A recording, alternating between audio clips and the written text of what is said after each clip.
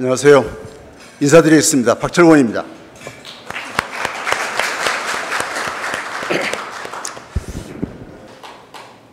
우리 총리님 소개 올리겠습니다. 오늘 제200회 세종로 국정포럼의 특별연사로 정말 특별한 분을 모셨습니다.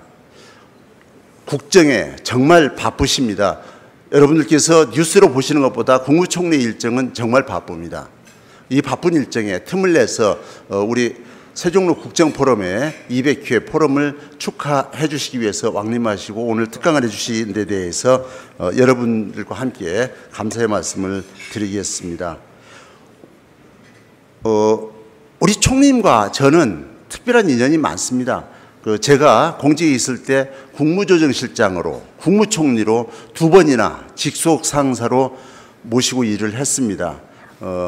그때 열심히 일하시던 국무총리님의 모습이 아직도 눈앞에 생생합니다. 우리 한덕수 국무총리님은 모두가 다 아는 수재 중에 수재입니다. 경기고등학교, 서울대학교 경제학과를 졸업했습니다. 경제학과 졸업할 때는 그 대학 수석 졸업으로서 대법원장상을 받기도 하셨고, 이어서 하버드 대학에서 경제학 석사와 박사를 받았습니다. 대단한 수재십니다.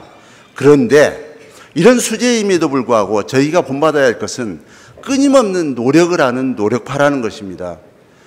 영어 실력이 원어민보다도 낮습니다. 그럼에도 불구하고 틈만 나면 영어 단어를 외우고 계시는 것을 제가 여러 번 목격을 했습니다. 정말 저희가 배워야 될 점이라고 생각을 합니다. 우리 한덕수 국무총리님께서는 1970년 제8회 행정고시를 통해서 공직에 입문한 이후에 경제기획원, 상공부, 청와대를 오가면서 중요한 보직을 많이 맡아서 혁혁한 공을 세웠습니다. 엘리트 공무원 중에 엘리트 공무원이었습니다. 1996년 문민정부에서 특허청장, 이어서 산업자원부 차관으로 등용된 이후에는 뛰어난 능력, 그리고 공평무산 자세 때문에 역대 모든 정부에서 중요한 역할을 요청받아서 그 중책을 수행해 왔습니다. 청와대 정책기획수석비서관, 경제수석비서관, 국무조정실장, 경제부총리, 그리고 참여정부 마지막 국무총리, 그리고 이어서 이번에는 윤석열 정부의 초대 국무총리로 다시 중책을 맡아 국가를 위해 봉사하고 계십니다. 이런 사이사이에는 뛰어난 영어 실력을 바탕으로 해서 통상교섭본부장, OECD 주재대사, 주미대사, 이런 외교 일선에서도 국익을 위해서 경제외교의 최일선에서 헌신을 하셨습니다. 특히 한덕수 총리님을 말씀드릴 때, 또 한미 FTA를 말할 때 서로 한덕수 총리를 빼고 말씀할 수가 없습니다. 경제부총리로 일할 때, 그 뒤에 한미 FTA 체결 지원위원장으로 있을 때, 국무총리로 있을 때, 주미대사로 있을 때 한미 FTA의 체결을 위해서 정말 모든 노력을 기울이셨고 그 완수를 위해서 노력을 하셨습니다. 지난번 미국의 트럼프 대통령이 취임했을 때 한미 FTA를 가리켜서 세상에서 가장 불공평한 협약이라고 해서 그 국가 간에 체결한 협약을 다시 고치자고 요구했던 사실을 보면 그때 한미 FTA의 내용이 얼마나 국익을 위해서 도움이 됐었는지를 우리가 미뤄 짐작할 수 있습니다. 다만 그때는 체결 당시에는 비판도 있었고 여러 가지 그 말들이 있었습니다만은 그 공은 지금 우리가 누리고 있습니다. 우리 한덕수 국무총리께서는 공직을 떠나서도 한국무역협회장, 기후변화센터 이사장, 그리고 대법관 추천위원회 위원장 등 수많은 단체에서 봉사하면서 사회를 위해 기여해 오셨습니다. 이에 따라서 홍조, 황조, 청조 3개의 근저훈장을 받으셨고 무궁화 대훈장을 받았습니다. 또 칠레 정부로부터 칠레 대십자 훈장을 받으셨습니다. 한덕수 대한민국 제48대 국무총리님을 큰 함성과 환호와 박수로 모시겠습니다. 고맙습니다. 우리 박철곤 박사님 감사합니다. 실물보다 훨씬 과장해서 말씀을 해주셨습니다. 제가 한 30분 말씀드리고 제가 8시 반부터 또 회의가 있어서 질문을 좀 몇 개 정도 받고 그리고 떠나도록 하겠습니다. 우선 현재 우리가 처하고 있는 이런 상황과 또 우리의 시선을 완전히 끌어가고 있는 이런 문제에 대해서 국정을 책임지고 있는 사람으로서 여러분들께 좀 설명을 드리고 더구나 우리 국정위원장님 앞에서 설명을 하니까 더 영광입니다. 감사합니다. 오늘 초청해 주셔서 감사합니다. 새로운 정부가 출범을 하면서 우리는 두 가지로 이 과제를 정리하고 있습니다. 하나는 단기적으로 지금 우리가 직면하고 있는 환경과 과제, 그리고 우리가 어떻게 대응해야 되는가 하는 약간은 단기적인 그런 문제입니다. 경제학에서는 이런 단기적인 안정을 시키기 위한 정책을 대개 거시 경제정책이다 이렇게 부릅니다. 이 거시 경제정책에 속하지 않는 것은 구조적으로 이 국가의 체제를 바꾸고 경제의 체제를 바꿔가지고 중장기적으로 국가의 어떤 안정, 안보, 번영, 그리고 동시에 국민 개개인의 행복을 어떻게 최대화하느냐 하는 그러한 좀 구조조정적인 중장기적인 과제가 있습니다. 최근에 우리 시선을 사로잡고 있는 것은 지금 단기적인 문제입니다. 대개의 그 단기적인 과제가 항상 더 국민들한테 급박하게 다가오고 또 정부의 역할을 기대하는 그런 측면이 많이 있는 것이죠. 그래서 첫째로 말씀드리면 우선 전체적으로 이런 거시의 운영과 직결된다 하면은 우리의 성장이 제대로 되고 있느냐, 그건 주로 이제 올해, 내년 정도의 얘기를 하는 거고요. 그런 과정에서 국민들이 잘못되면 고통을 느낄 수 있는 물가가 안정되어 있느냐 하는 것이 두 번째고, 세 번째로는 우리의 그 금융활동과 직결되는 금리의 수준, 그리고 마지막으로 환율, 이런 것들이 이제 우리 거시 지표로서 우리에게 영향을 많이 미치는 것이죠. 그러면 이러한 지금 현재의 이런 성장, 물가, 금리, 환율 이런 것들을 가져오는 하나의 거시적인 환경은 왜 이런 게 일어났느냐 하는 것을 우리가 당연히 봐야 되는 거고, 그래서 어떤 정책을 하고 있는 거냐 하는 것이 되겠습니다. 결론부터 말씀드리면 우리가 여러 번 위기를 겪어왔습니다. 우리 97년도 우리가 보통 IMF 외환위기라고 부르는 그런 위기가 있었고, 그리고 2008년에 미국으로부터 출발된 부동산 경기의 추락으로 인한 세계적인 경기 침체 내지는 경제 위기가 있었습니다. 그리고 아마 지금이 코로나 직후에 일어나는 이러한 문제들이 최근에 한 세 번째 정도의 위기가 아닌가 싶습니다. 이 세 번째 위기는 우리가 첫 번째와 두 번째 때의 위기와는 저는 조금 좀 다르다고 생각합니다. 첫째로 우리 정부나 정책을 하는 사람과 전문가들이 이 문제가 왜 일어나고 있는가 하는 것을 처음부터 다 알고 있습니다.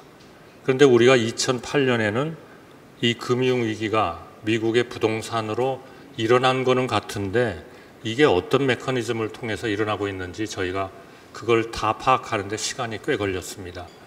또 1997년 우리나라 아시아를 중심으로 일어난 이런 금융위기 때도 정확히 이것이 무엇 때문에 어디에 금융감독이 잘못돼서 일어나는가 하는 것을 그렇게 처음부터 알아차리지를 못했습니다.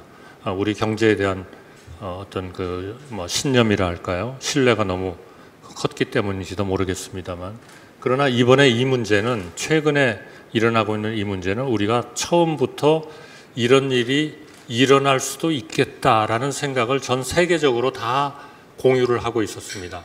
그런데 대책은 못했습니다.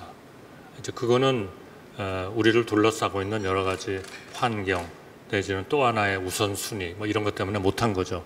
그래서 간단히 그 환경을 말씀드리면, 우리가 2008년에 전 세계적인 금융 위기가 일어나면서 우리나라는 딴 나라보다는 훨씬 나은 상태에서 2008년 위기를 겪었습니다. 왜냐하면 우리 모두가 다 잘 알고 있습니다만 1997년에 금융위기는 정말 예상하지 않았던 것에서 벼락을 맞은 상황이 돼가지고 그 다음 10년 동안은 모든 정부가, 그게 노무현 정부 또 보수 정부를 막론하고 다시는 이런 금융위기는 오면 안 되겠다 하는 데 따라서 계속 고통스럽지만 저희가 준비를 하고 개혁을 했죠.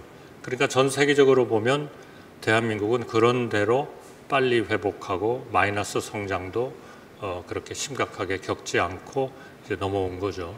근데 이제 그런 과정에서 우리가 어떤 정책을 했느냐 하는 것을 보면 뭐 금방 아실 겁니다. 양적 완화. 그게 아주 2008년 금융위기를 대응하는 대표적인 대책이었죠. 그 금융 완화라는 건, 양적 완화라는 건 뭡니까?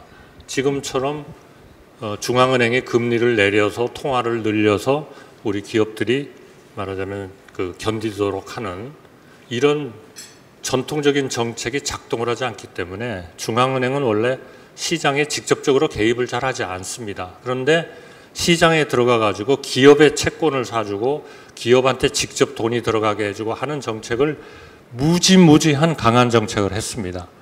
우리나라는 양적 완화라는 말은 쓰지 않았지만 거의 양적 완화에 가까운 통화를 풀었습니다. 그래서 이제 이것이 이렇게 풀리면 어느 정도 상황이 되면 진정이 되니까 이거를 다시 걷어들여야 됩니다. 너무나 많은 돈이 풀리고 금리가 거의 제로를 유지하고 있기 때문에. 그런데 못했습니다. 왜냐하면 2012년, 13년, 14년 정도가 그런 시기였는데 모두 다 자신이 없었던 겁니다. 이게 이렇게 돈을 지금 막 수속을 해가지고 이 경제가 그대로 그냥 갈 수 있을 것인지. 그러니까 구라파 같은 데서는 재정 위기가 일어났고, 그때의 그 유럽은행 총재였던 드라기라는, 지금 이태리 대통령을 하고 있는 거죠. 그 대통령은 그 소위 유로라는 미국 구라파의 통화를 살리기 위해서라면 뭐든지 할 수 있다. Whatever it takes라는 그 유명한 말을 남긴 거죠. 그러니까 그거는 뭐 금리가 마이너스가 되든 돈이 뭐 수십조가 풀리든 유로를 안정시키기 위해서는 무슨 일이든지 한다. 이런 거였고 우리나라도 거의 못지 않았습니다. 그러니까 거의 금리가 제로 상태로 몇 년을 온 거죠. 그러니까 엄청난 통화가 풀린 거죠. 정상적으로는 그런 상황이 오래 갈 수가 없는 거죠. 그거는 결국 인플레라는 걸로 일어날 수가 있고 그렇습니다만, 그래서 이제 2014년쯤 돼가지고는 이젠 좀 우리가 뭘 좀 해야 되지 않나 이런 생각들을 하고 있는데 코로나가 터진 겁니다. 그러니까 또다시 양적 완화와 같은 정책이 또다시 시작되고 이번에는 아예 정부까지 나서 가지고 무지무지한 적자 재정을 시작을 한 겁니다. 그러니까 한 번도 2008년도부터 지금 약 14년 동안에 한 번도 이 경제 정책이 정상화된 적이 없습니다. 그냥 고삐 풀린 망아지처럼 풀린 상태로 14년을 지내온 것이죠. 그건 정말 우리 세계 모두의 정책 당국자들이 좀 가슴 아프게 생각하고 또 좀 반성도 해야 되는 이제 그런 그 상황이다 하는 말씀을 드립니다. 그런 상황에 지금 경제 이론이 얘기하는 대로 그러한 상황이 발생하기 시작하고 있는 겁니다. 그게 뭐냐 하면 더 이상은 이렇게 마이너스 금리로 인플레 압력을 그대로 가지고 그래서 인플레가 막 나타나기 시작하는 거를 그대로 두고 갈 수는 없다. 이게 지금 전 세계의 컨센서스입니다. 그럼 어떻게 인플레를 극복하느냐? 결국 중앙은행이 돈을 회수하고 금리를 올리고 이제 이런 정책을 시작한 거죠. 그런데 처음에는 바이든 대통령도 어마어마한 그 재정 확장 정책을 계획을 했습니다. 몇 조 달러씩 되는 프로그램을 뭐 거의 한 두세 개를 하겠다 취임하면서, 그러니까 일종의 약간의 포퓰리스트 경쟁이 붙은 거죠, 트럼프하고. 그래가지고 뭐 잘 진행이 안 되는 듯 하다가 요즘은 또 이제 몇 개가 지금 뭐 성공을 한 상황인데, 이제 그러다 보니까 물가가 조금씩 오르기 시작한 겁니다. 그러니까 미국의 친정부 학자들 대표적인 게 폴 크루그만인데요. 이 양반은 끊임없이 이틀에 한 번씩 뉴욕타임즈에서 기사를 쓰면서 이번 인플레는 잠정적인 거다. 괜히 저 공화당이 민주당 잘 되는 거 못 봐가지고 지금 저렇게 시비 붙는 거다. 이러면서 또 한 몇 개월을 지냈어요.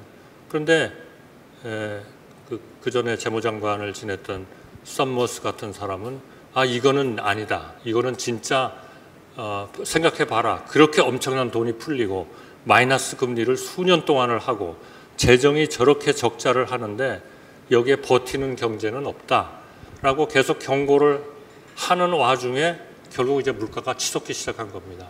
우리나라도 똑같은 겁니다. 우리나라도 좀 더 그거를 일찍 재정이 긴축을 좀 하고 중앙은행이 금리를 올리면서 고통스럽지만 통화를 점진적으로 수속을 했으면 아마 우리 요즘 사업하시는 분들이나 일반 국민이 느끼는 고통이 훨씬 덜했을 겁니다. 그러나 그렇게 못했습니다.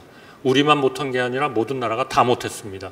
그러니까 지금 물가는 우리의 기준으로 뭐 한 6%다. 그럼 사실 저희처럼 그 1차 오일 쇼크, 2차 오일 쇼크 때 다 23%, 뭐 30%씩 그 매년 금리가 오르던 시대를 산 사람한테는 6%? 이거 심각한 거야? 이런 생각을 잘못하면 할 수 있습니다. 그러나 그동안에 거의 제로 물가를 경험했던 국민들이나 기업들이나 이런 분들로 봐서는 전혀 새로운 여건인 거죠. 이제 물가가 오르기 시작했어요. 그러니까 중앙은행이 그거를 잡기 위해서 금리를 지금 계속 올리고 있는 겁니다. 그런데 이게 잠정적인 줄 알았더니 퍼머넌트하게 오랜 동안 가고 그 수준이 8%, 9%, 10%까지 갈 것 같다. 우리나라의 경우에는 아직 아닙니다만. 그러니까 갑자기 0.25%씩 올리던 금리를 0.75%씩 올리고 이번에는 아예 1%를 올려야 되겠다라는 것을 검토하고 있는 정도입니다. 저는 참 우리 기업들로 봐서는 힘들고 또 가계부채를 가지고 계시는 국민들한테는 힘들지만 우리가 이 물가를 오르는 것을 우리는 좋다. 옛날에 뭐 40%씩 오를 때도 견뎠는데 이거 뭐 5%, 6% 못 견디겠냐. 그러니까 내버려 둬라. 이게 컨센서스면 할 수 있어요. 근데 여러분 아마 매일 신문을 보시지만 물가 한 번씩 한 달에 한 번 발표될 때마다 신문의 톱 기사로 이번에는 6%다. 다음 달은 내리지만 0.6%밖에 안 내릴 것 같다. 지금 이런 상황이거든요. 그리고 또 물가가 사실 오르기 시작하면 그 다음에는 일종의 임금이 오르기 시작하고 모든 물가가 다 오르고 또 저 운송료가 오르고 사실 요즘에 이런 물가라는 거는 그 최근에 어떤 단기적이라고 생각했던 미중 간의 갈등이라든지 우크라이나의 전쟁이라든지 이런 것들로 인한 공급 부족 때문에 또 코로나 때문에 근로자들이 잘 일을 하려고 하지 않는다는 이런 상황 때문에 오르는 듯 하다가 이제는 전반적으로 확산이 되고 있는 거죠. 그러니까 이거는 국가로 봐서는 그대로 있을 수가 없는 겁니다. 그러니까 중앙은행이 지금 계속 올리고 있는 이런 상황이고 아마 그러한 고금리 체계는 좀 상당 기간 갈 수밖에 없다. 그러면 정부가 할 수 있는 일은 그러한 고금리와 물가가 오르는 데 따르는 소위 사회적인 취약계층을 어떻게 우리가 충격을 줄이느냐 하는 정책에 집중하게 돼 있는 거죠. 그게 지금 우리의 민생 대책이라는 이름으로 물가를 고수준이기 때문에 그런 와중에도 농산물이나 이런 쪽에 그 좀 사회적 취약계층이 살 때는 이런 그 바우처 같은 것도 국가 예산으로 드리고 또 그 소외계층에 대해서 사회적 복지 지원을 더하고 또 전기값도 그 에너지 취약계층에 대해서 전기값을 보조를 하고 지금 이런 정책들이 다 지금 나오고 있는 겁니다. 그러니까 민생 대책을 윤석열 정부가 들어와서 한 것이 9번입니다. 그러니까 외국으로부터 뭐 소고기를 집중적으로 들여오기 위해서 관세를 제로로 만들어주고 아마 여기 계신 분들이 다 그런 할당 관세 운영해 보신 경험도 계시겠지만 이제 그런 일들을 지금 하고 있다. 그러나 국민들이 만족하느냐? 절대로 만족할 수가 없습니다. 그거는 아무리 우리가 노력을 해도 2021년하고 비하면 아직도 물가 수준은 다 높습니다. 겨우 지난달에 물가가 더 이상은 안 올랐어요. 지수로 보면 2020년을 100으로 봤을 때 지난달에 처음으로 0.1이 내렸습니다. 그런데 이번 달도 그렇게 분명하지 않아요. 아마 올랐을 가능성도 있습니다.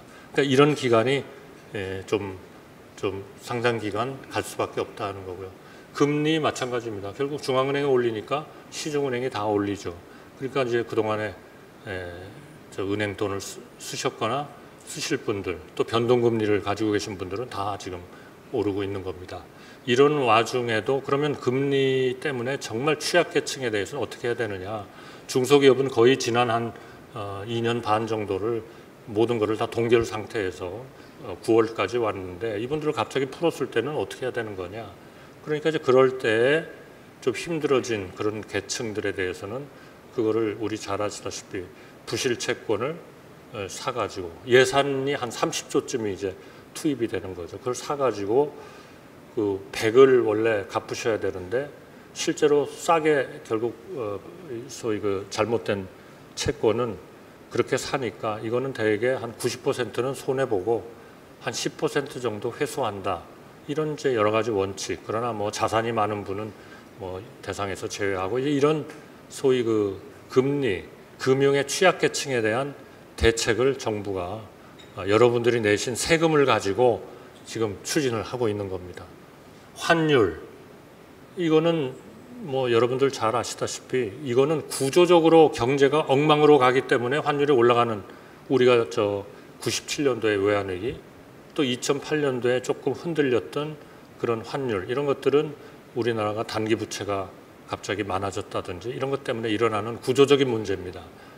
그런데 이번에 이런 구조적인 문제는 거의 없습니다. 우리나라의 경우에는.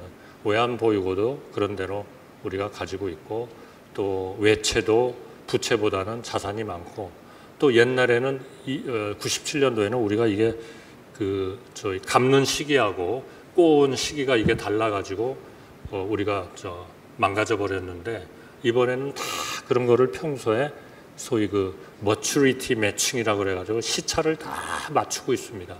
그러니까 뭐 자산이 들어올 때는 뭐 갚는 거하고 대충 맞도록 그렇게 지금 정책을 하고 있고 아마 여러분들 아시겠지만 뭐 좋아하는 분도 있고 나빠하는 분도 계신데 우리나라 은행은 지금 어느 때보다도 튼튼합니다. 현재로서는. 그러니까 그런 문제를 지금 감당하고 있다. 그런데 이제 이 환율은 사실 좀 옛날과 달리 우리 일반 국민들한테 굉장히 영향을 미칩니다. 요즘 웬만한 그 댁치고 한두 명 해외에 유학을 보냈거나 아니면 해외에 계신 분들한테 송금 안 하시는 집이 별로 없어요. 그러니까 이게 금리가 자꾸 절하가 되면은 1달러를 사는데 옛날보다 비싸게 돈을 줘야죠. 그러니까 이게 다 지금 부담인 거고요. 또 뭐 부채가 많은 기업, 외채가 많은 기업, 우리 칼 같은데 이런 데는 워낙 비행기를 뭐 일종의 차입금을 가지고 사기 때문에 부채 비율이 굉장히 높지 않습니까? 이런 분들한테는 외채를 갚으려면 더 많은 돈을 써야 되고 그러니까 항공 또 순수하게 내수만 하는 이런 기업들 이런 분들은 다 지금 어려움을 겪고 있는 겁니다. 그러나 그중에도 수출을 같이 비슷하게 맞추고 있다든지 수출 산업을 위주로 하고 있다든지 이런 분들은 환율이 내려감에 따라서 옛날보다는 그 임팩트가 적지만 역시 플러스가 된다 하는 거죠. 그러니까 이제 이런 그 단기적인 문제를 우리가 좀 견디고 이해하고 참고 하는 데 있어서는 정부도 물론 노력을 하겠습니다만 우리 국민들도 무엇이 올바른 지성이고 뭐라고 얘기하는 것이 반지성인가, 무엇이 진실이고 무엇이 진실이 아닌가, 이런 것들을 좀 계속 주의하고도 말씀도 좀 하시고 하면 조금 뭐 고통을 견디시는 거지만 견디시는데 조금 좀 도움이 되지 않을까, 저는 그런 생각을 합니다. 근데 요즘에 많은 전문가들은 환율이 절하가 되면 수출에 불리합니다, 이렇게 얘기를 많이 하세요. 옛날보다는 기업들이 많이 해외로 나갔기 때문에 옛날 같은 그 환율 효과가 그렇게 수출에 금방 오진 않을 겁니다. 그러나 기본적으로는 환율이 절하가 되면 수출 기업한테는 유리하고 내수 기업한테는 불리한 겁니다. 외채를 많이 쓰고 있는 분한테는 불리하고 소위 그 자산을 많이 가지고 있는 분한테는 유리하죠. 그러니까 우리나라가 지금 무역 수지는 계속 적자를 보이고 있지만 경상 수지는 흑자를 보이고 있는, 적어도 한 7월까지는. 그런데 아마 앞으로는 월별로는 조금 마이너스일 때도 있을 겁니다. 왜냐하면 우리나라 이제 코로나가 풀리니까 해외도 많이 여행 가시고, 또 우리 배들이 이런 운임료 같은 거 받던 것도 지난 6개월 동안은 엄청 좋았거든요.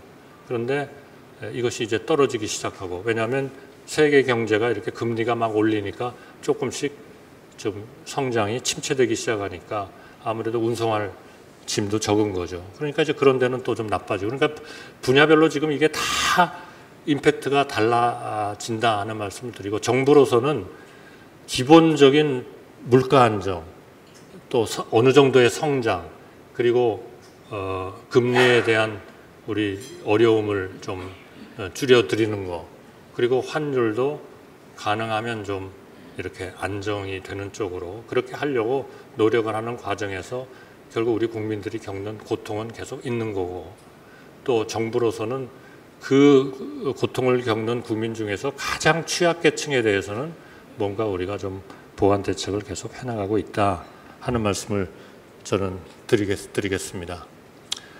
그게 이제 단기적인 현재의 대개 우리의 시선을 사로잡고 있는 문제들입니다. 그런데 우리가 영원히 이렇게 단기적인 문제에만 사로잡혀서 있을 수는 없는 거죠. 중장기적으로 우리나라가 더 부강해져야 되고, 다시 말씀드리면 우리가 뭔가 윤석열 정부가 얘기하는 새로운 도약을 해가지고 지금까지 문제된 잘못된 제도, 잘못된 규정, 잘못된 법률, 이런 것들은 고쳐야 되고, 그리고 함께 잘 살아야 된다. 이거는 사실 옛날에는 우리가 그렇게 강조를 하지 않았습니다, 솔직하게 말씀드리면.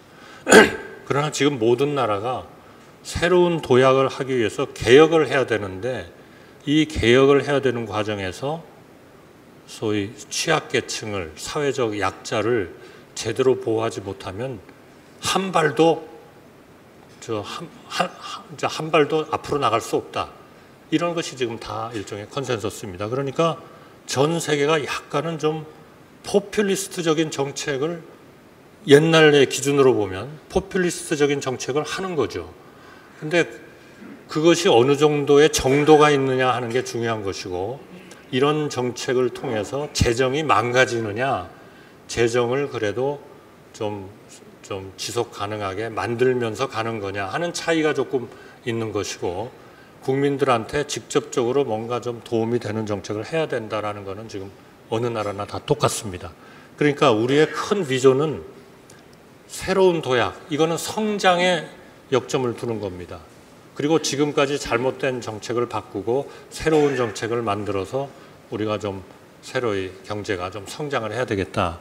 이런 거에 바탕 위에서 국민들, 어려운 사회적 약자를 좀 보듬어 가면서, 뭐 약자 복지라는 이름으로도 표현이 됩니다만, 이 부분은 이제 복지의 정책이죠. 이거는 결국 좀 늘려갈 수밖에 없다. 그런데 이제 그렇게 보려면 5가지 거시 정책이 제대로 돼야 됩니다. 그 첫째는 국가가 당연히 외교를 잘해야 되는 거고, 국방이 튼튼해야 되는 거죠. 그러니까 이렇게 무분별한 환상, 이런 거는 국가를 운영하는 데 있어서는 맨 끝에다가 둬야 되는 일이다. 최악의 경우에 대비하는 것이 국가의 정책이다 하는 말씀을 제가 드리고, 그렇게 하고 있다는 말씀을 드립니다. 그러니까 튼튼한 국방은 역시 우리가 튼튼해야 되고 우리가 제대로 된 그 군사력이 있어야 되고 그리고 필요할 때 그 군사력을 쓸 의지가 당연히 있어야 된다 하는 거고요. 그것은 이제 억지력을 우리가 확실하게 확보를 해야 되는 거죠. 외교도 괜히 딴 나라하고 그냥 분탕질 치면서 싸우는 것이 목적이 아니다 이거죠. 우리가 세계에서 존경도 받고 원칙도 지키는 나라라는 평가도 받고 사랑도 받는 그런 국가가 되기 위한 외교를 전방위적으로 해야 된다 하는 얘기고요. 그러니까 거기에는 어느 나라가 하는 거에는 참여하고 어느 나라가 하는 거에는 참여 못한다. 이런 거는 이미 우리의 고려 대상이 될 수는 없다.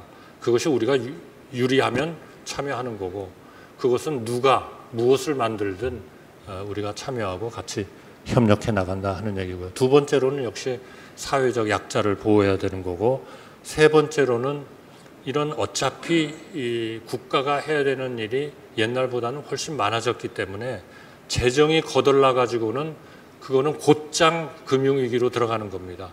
그러니까 이 재정을 불건전하게 운영한다는 거는 국가정책의 제일 기본을 흔들어 버리는 거거든요. 그러니까 이 재정을 건전하게 유지를 하기 위해서 지금 저희가 재정 준칙도 그저께인가요? 확정을 했고 법안도 제출할 거고 그러니까 적어도 1년에 3% 이상 적자를 내서는 안 된다 하는 거고 그리고 우리의 부채는 우리 GDP의 60% 이상이 돼서는 안 된다 하는 그런 원칙을 지금 정해가지고 지금 그 국회에 낼 겁니다. 야당과 제일 심하게 부딪히는 부분이 지금 이 부분입니다. 그러니까 야당 쪽에서는 경제가 어려우니까 재정이 옛날처럼 좀 무지하게 말하자면 좀 퍼부어야 되는 거 아니냐 이런 생각을 하시는 거고요.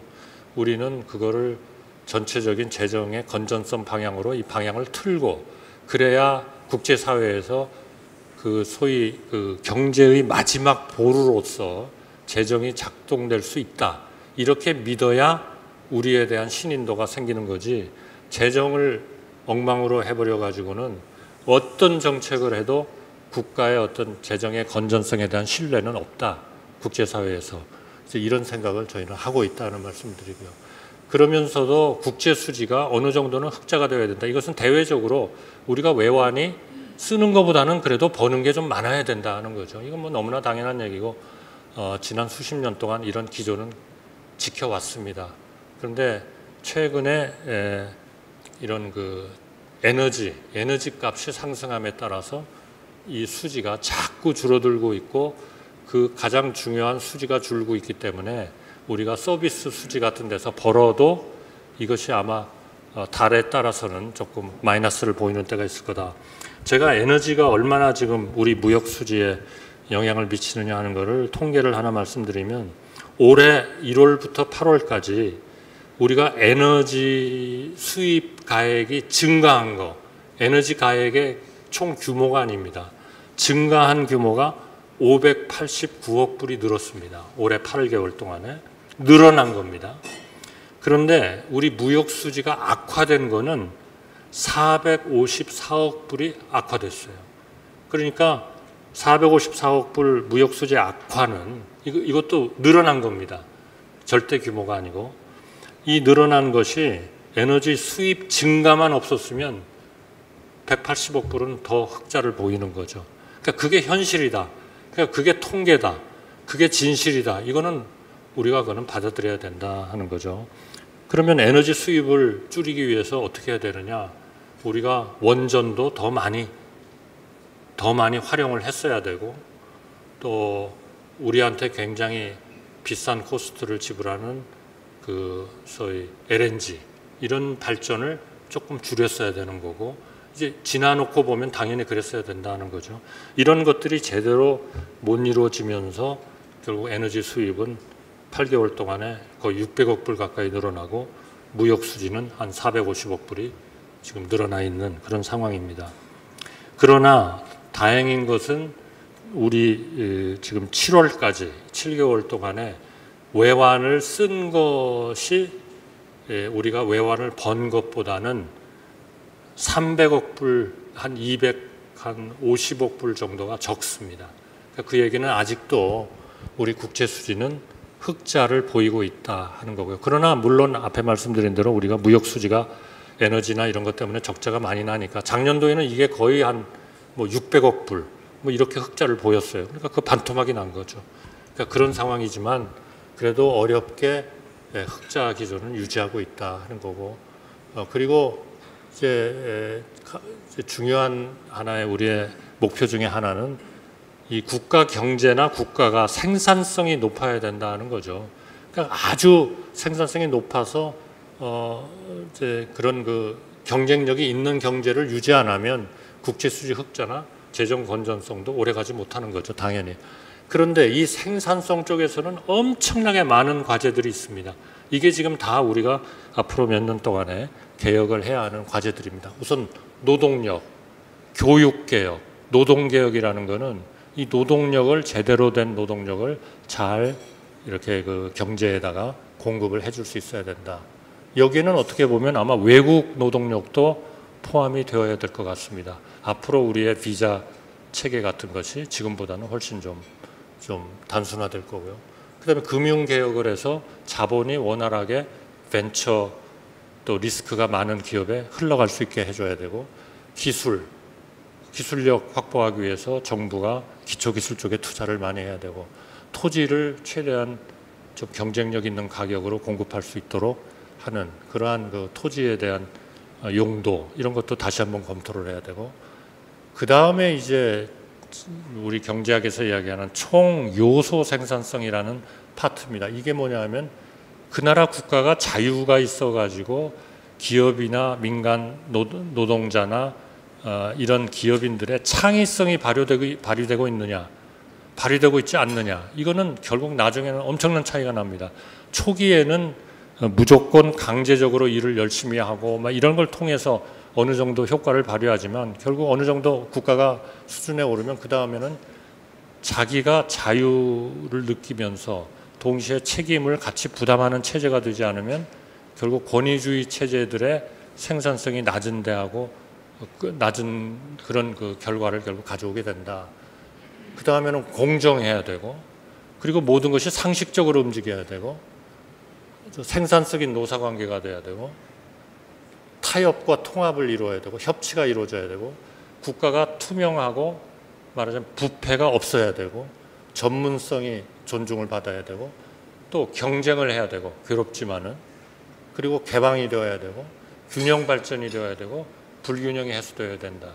마지막 이 두 개는 이 발전의 초기에는 오히려 불균형이 더 도움이 되고, 또 말하자면 불균형이 도움이 되는 때가 있었습니다. 근데 지금 우리나라에 지금 세계 한 10위 정도의 이런 경제 규모를 가지고 있고, 세계 한 7위, 6위 정도의 무역을 하는 국가로서는 이 두 개가 제대로 좀 그 국민들로부터 받아들여지지 않으면 그 앞에 있는 정책을 하나도 추진할 수 있는 게 없습니다. 그러니까 이거는 결국 같이 가야 된다 하는 말씀드리고요. 근데 이거는 이제 국가가 주로 이제 많은 책임을 지는 그러한 부분이고, 일반 국민들로 봐서는 그 5가지 미시 정책, 이게 훨씬 더 관심이 많은 겁니다.